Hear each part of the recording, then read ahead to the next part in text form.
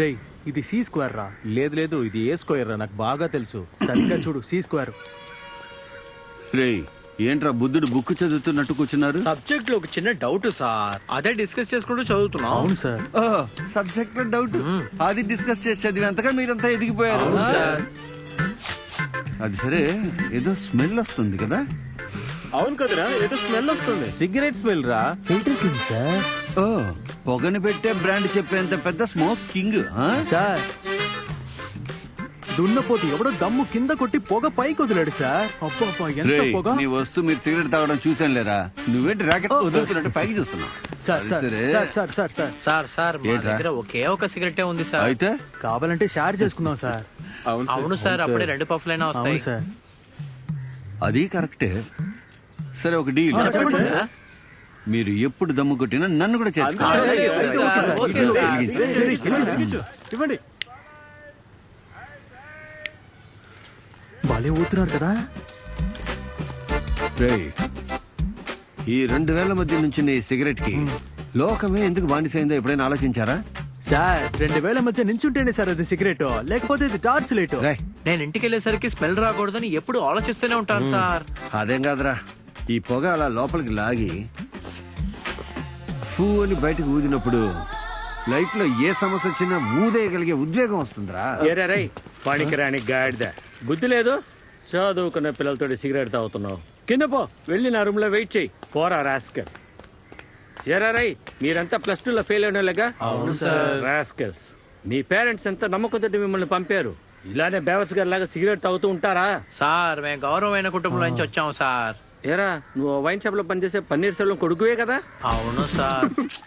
అవును, tuition ఫీజుకి GST కట్టాలని అడిగి తీసుకున్నావరా? లేదు సార్. ఏరా, ట్యూషన్ ఫీజు 1200 18% GST తోటి 1416 రూపాయలు కట్టానని వాడు గవర్నమెంట్ లేదు సార్. క్యాలిక్యులేటర్ లోనే నీకు లెక్కలు సరిగ్గా రావు. నువ్వెట్లా 18% GST ని క్యాలిక్యులేట్ చేసావు? మీ నాన్న సొమ్ము కాజేసి ఇక్కడ దమ్ము కొడుతూ ఉన్నావా? సార్ మేమేం సిగరెట్ కొట్టలేదు సార్. ఆ మనిషే లైఫ్ లో వచ్చే ప్రాబ్లమ్స్ ని ఉఫ్ఫు నూదాలని ఈ సిగరెట్ తో ట్రైనింగ్ ఇస్తున్నాడు సార్. ఇప్పుడు ఆయన మోటివేషన్ క్లాస్ కూడా తీయడం మొదలు పెట్టాడా? కిందకెళ్ళి చూసుకుంటా. పోండ్రా, ఎవ్వడి కంటికి కనపడొద్దు. రాస్కెల్స్. రాయ్, రేపు వచ్చేటప్పుడు నలుగురు మీ అబ్బాయిని పిలుచుకుని రావాలి. అలాగే సార్. అన్ని సబ్జెక్టులో నువ్వు ఫెయిల్ అయినా లెక్కల్లో సెంటం తీశానని మీ మామయ్య చెప్పాడనే నిన్నిక్కడ లెక్కల మాస్టర్ని చేశాను. కానీ నువ్వు ఆ గురుస్థానాన్ని అవమానించినట్టు నడుచుకున్నావు. ఆ పిల్లలతో చేరి సిగరెట్ తాగేందుకు కూడా క్షమించొచ్చు, కానీ దానికి ఒక సామెత చెప్పావు చూడు, అది మాత్రం నేను క్షమించలేను. ఇన్ని రోజులు పీకింది చాలు, బయలుదేరు. నీకే చెప్తున్నా, బయలుదేరు. అది సరే, పెద్ద 80 పని నుంచి తీశారంట. ఏంటి దంగరాజు, ఏమైంది? ఖడ్గమృగానికి కోపం వచ్చింది.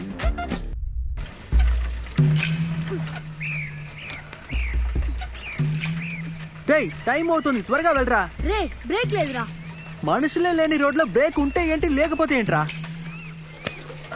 అయితే నువ్వే తొక్కు. నిన్ను కూర్చోబెట్టుకొని తొక్కడానికి నేను సైకిల్ నెత్తి మీద పెట్టుకుని షార్ట్ కట్ లోనే వెళ్ళిపోవచ్చు. సరే పెట్టుకో. త్వరగా రారా.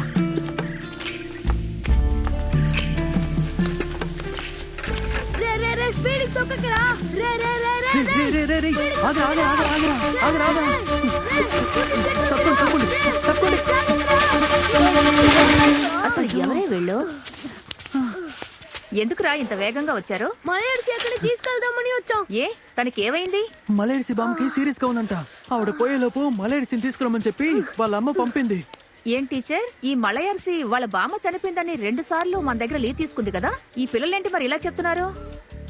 దేనికి ఒకసారి కనుకోండి మేడం. మన మ్యాథ్స్ టీచర్ వలర్మతి ఉన్నారు కదా, తనతోనే చదువుకున్నారు. ఏమ్మా వలర్మతి, ఇలా రా. వస్తున్నాను మ్యామ్. మలయర్సి నీతోనే కదా చదువుకుంది? అవును మేడం. మలయర్సి బామ్మకి సీరియస్ గా ఉందని ఈ పిల్లలు వచ్చి చెప్తున్నారు. నిజంగానే తనకి బామ్మ ఉందంటావా? మేమందరూ ఒకటే ఊరు మ్యామ్. మీరేవి అడగాలన్నా తన్నే అడగండి. స్టీఫెన్, మలయర్సిని ఇలా రమ్మను. నాకు బాగా గుర్తుంది టీచర్, వాళ్ళ అమ్మకి అమ్మ నాన్నకి అమ్మ ఇద్దరు చనిపోయారని చెప్పి తను 2 సార్లు విడివిడిగా లీవ్ తీసుకుంది. మేడం మలయర్సి.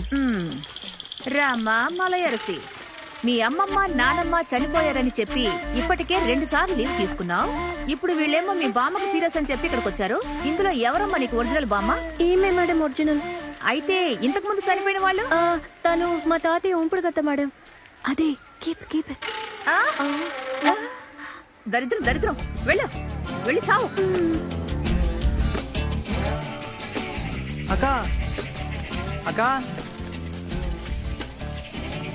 అక్కోయ్, కాళ్ళు నొప్పిగా ఉన్నాయక్క, తొక్కుంటూ వెళ్దాం. రే హాకండ్రా, ఇక్కడ మామిడికాయలు కొట్టుకొని వెళ్దాం, చాలా రుచిగా ఉంటాయి. అక్క బామ్మ సీరియస్ గా ఉంది, మలేపో మామతో మాట్లాడాలని నేను వెంటనే తీసుకురమ్మంది. రే ఆ ముసలిది చాలా రోజులుగా చచ్చిపోద్దని అనుకుంటున్నాం. అది అంత త్వరగా ఏం చావదు. మన ఊర్లో ఉన్న ముసలోళ్ళందరికీ టాటా చూపించిన తర్వాతే అది పోద్ది. నోరు మూసుకుని రండి, మామిడికాయలు కొద్దాం.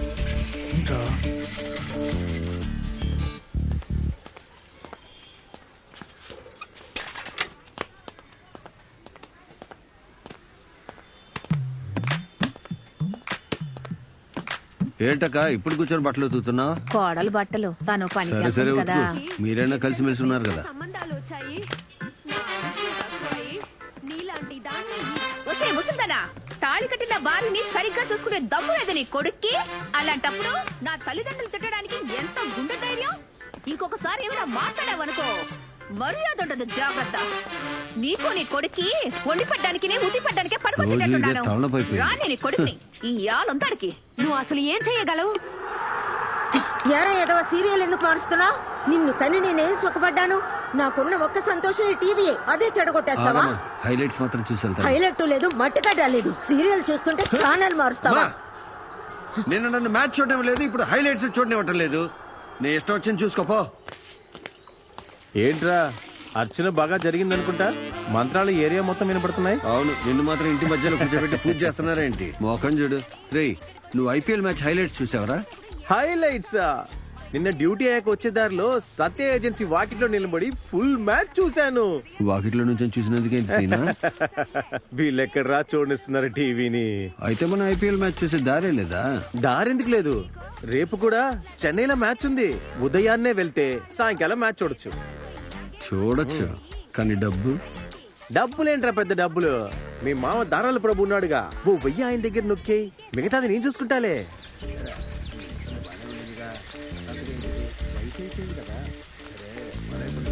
రే ఆపండ్రా. అయిపోయింది. ఏంట్రా ఈ ముసలిది నిజంగానే పోయి చేరుకున్నట్టుంది? అదే నేను ముందు చెప్పాను, నువ్వే మామిడికాయలు కొట్టుకెళ్దాం అన్నావు. బామ్మ చనిపోవడం నీకు సంతోషమే కదక్క, 3 రోజులు లీవ్ దొరుకుతుంది. అరే పోన్రా, ఆ ముసలిది కరెక్ట్ గా శుక్రవారం సచ్చింది. సోమవారం సచ్చినా 3-4 రోజులు లీవ్ అయినా దొరికేది. ఏమే మా అమ్మకు సాగు బతుకులో ఉందని చెప్పి పంపిస్తే నువ్వు మామిడికాయలు కొట్టడానికి వెళ్ళావా? ఎందుకు కొట్టమ్మా? నేను మామిడికాయలు కొట్టడానికి వెళ్తే బామ్మ కోసే తెలుసుగా. ఏంటే వాగుతున్నా? బామ్మకి మామిడికాయలు అంటే బాగా ఇష్టం కదా. బామ్మకి మామిడికాయలు ఇష్టమైతే ఒక్క మామిడికాయ కోసుకురావాలి, తోటలో ఎన్ని కోసుకొచ్చేస్తావా? మొద్దుముండా, ఇదిగో మీ మాయకి వాట్సాప్ లో ఒక ఫోన్ కొట్టు.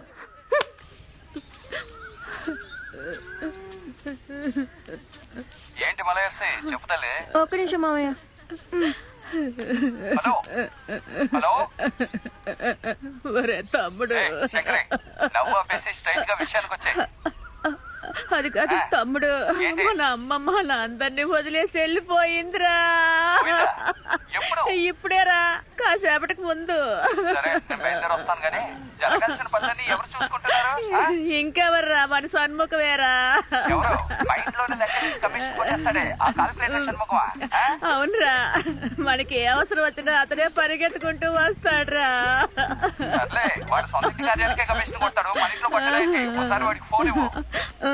సరేరా అన్నా, సన్ముఖం అన్నా, అన్నా సన్ముఖం అన్నా, అన్నా ఎక్కడ మనిషి?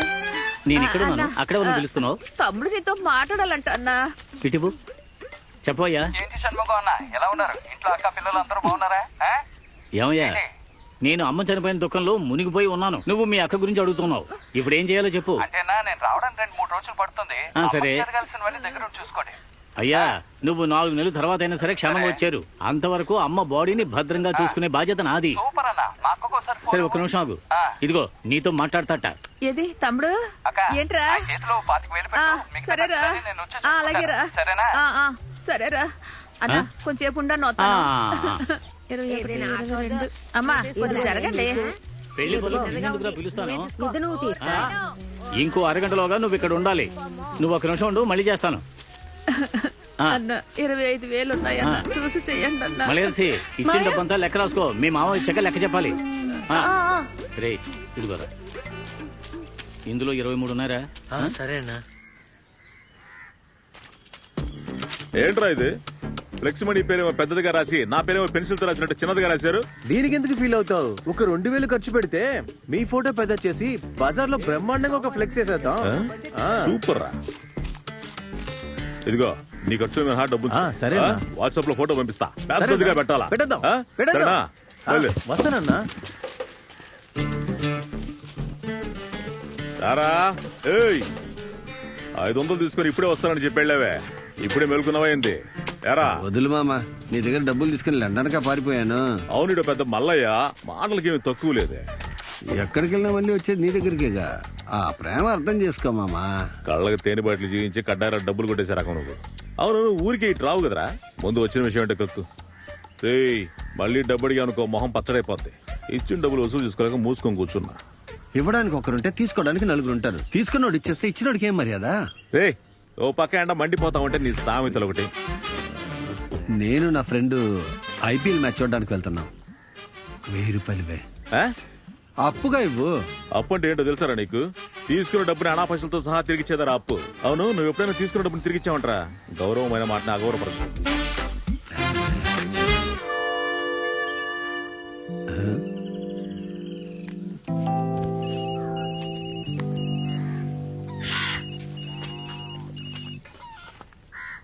అన్నయ్య పన్బన్నయ్య చెప్పండి అన్నయ్య.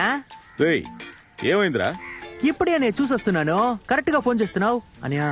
వాడు ఇంట్లోనే ఉన్నాడు. ఇప్పుడు వచ్చావంటే కోడిని పట్టినట్టు లబక్కమని పట్టుకో. వచ్చేస్తానా అన్నయ్య? ఎలా వస్తున్నావు? యా బుల్లెట్ మీదే. సరే సరే బుల్లెట్ మీదే రా అన్నయ్య. నేను సంద చివరిన ఉంటాను.